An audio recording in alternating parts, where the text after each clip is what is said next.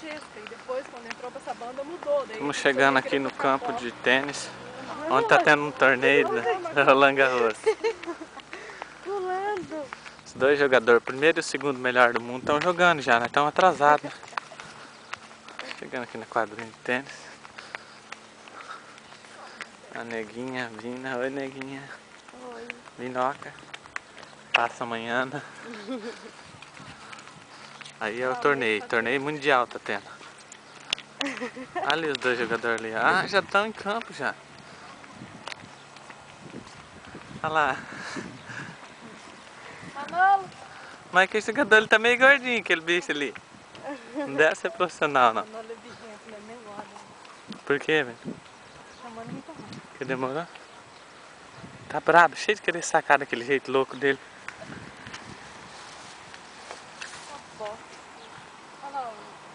Sim, sem esperar. Tô de cara com você. E agora? O que faço da vida sem você? Passo o dia, passo as horas querendo te ver.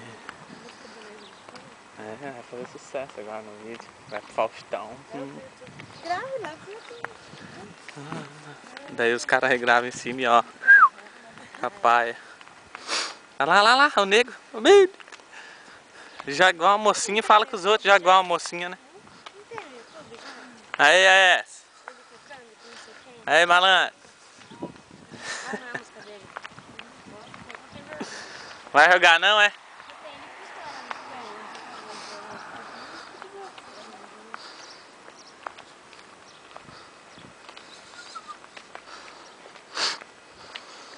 Assim sem esperar, dou de cara com você.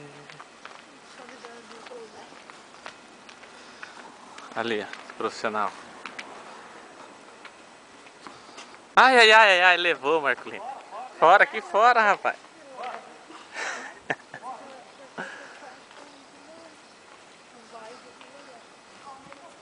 Ô, nego, você é pato mesmo, não tem jeito, cara.